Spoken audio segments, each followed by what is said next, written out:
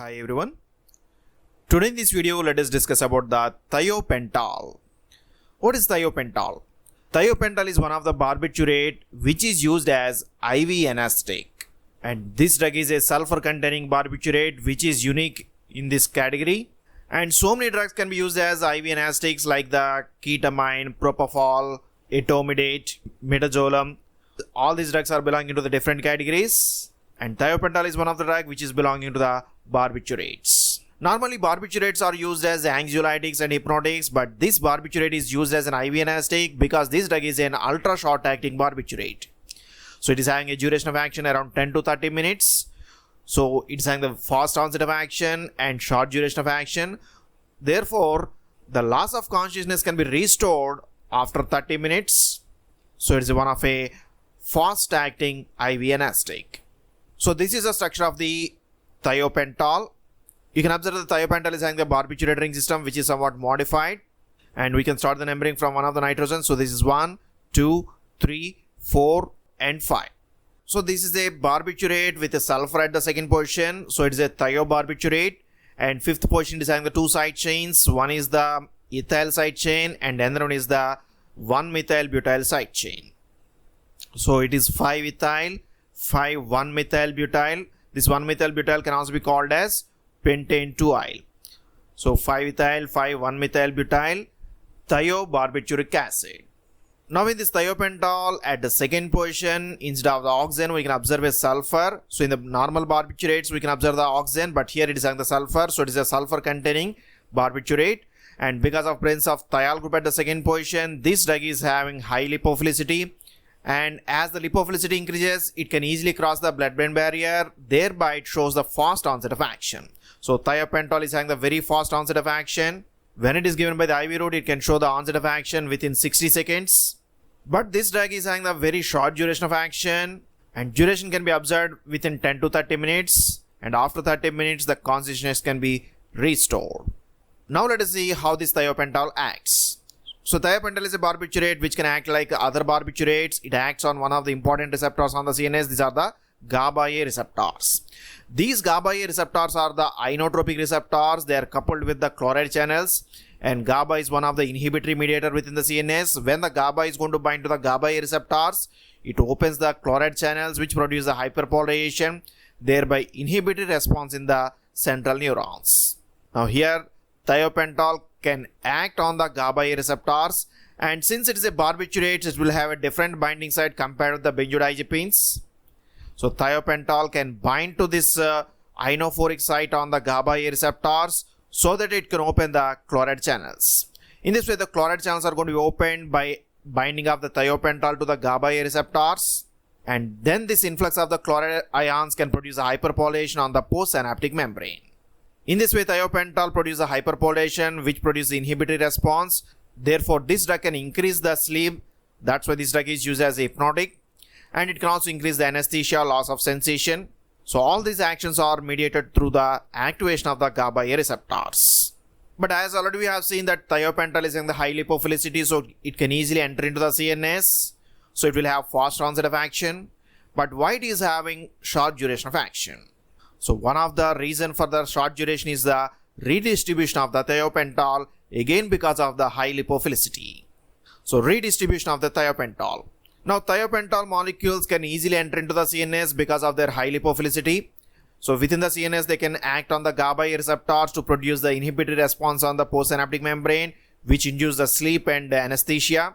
But this action retains for a very short period, around 10 to 30 minutes. These thiopental molecules, because of their high lipophilicity, they can be redistributed into the adipose tissue where they are going to be more deposited. And as we are going to repeatedly give the dose of the thiopental, more molecules can be deposited in the adipose tissue. And from the adipose tissue, very few molecules can be released slowly, such that this thiopental produce very minor effects even after regaining of the consciousness.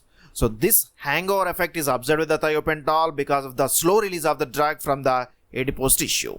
So here the drug is slowly released, which cannot produce a full anesthesia, but it can produce the few of the hangover effects like the sedation, dizziness in the patients because of the slow release of the drug from the adipose tissue. In this way, thiopental is having a very fast onset of action, but very short duration of action because of the redistribution of the drug into the adipose tissue. What are the pharmacological actions? Since this drug is acting on the central nervous system, the main actions are related to the CNS. So it can increase the hypnosis. So this drug induces the sleep by acting on the GABA receptors. So this is just like the other barbiturates, it can also induce the sleep.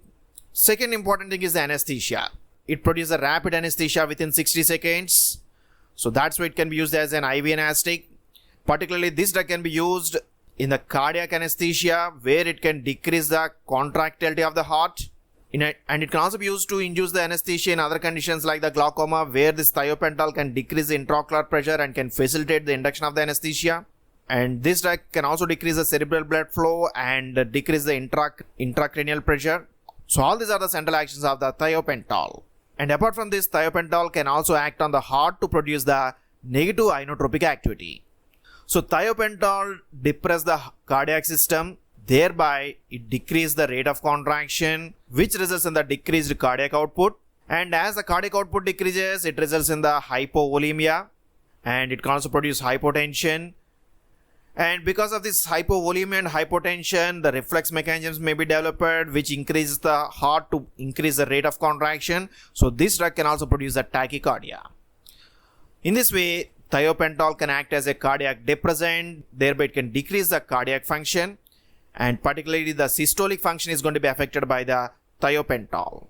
Similarly, this drug can decrease the intraocular pressure, which is somewhat useful in induction of the anesthesia in patients who are having the glaucoma. Similarly, this drug can also increase the histamine release, which may produce some allergic reactions. What are the contraindications? One of the important contraindications is the hypovolemia.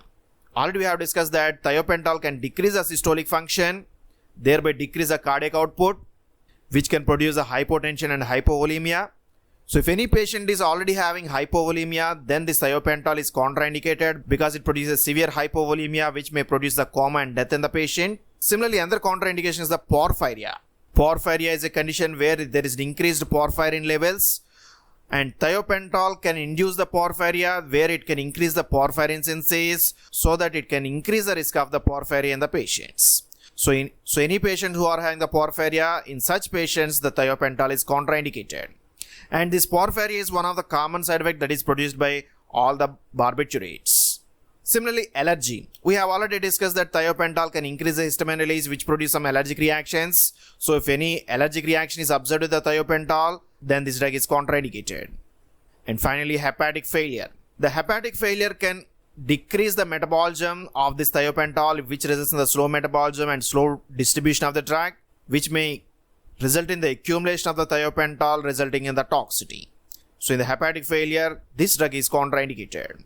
Similarly, this drug is also carefully given according to the age of the patient as well as the other conditions like the obesity, because this thiopental is redistributed into the adipose tissue. So distribution, onset and duration of action may variable with the age of the patient and other conditions like the obesity. And what are the side effects?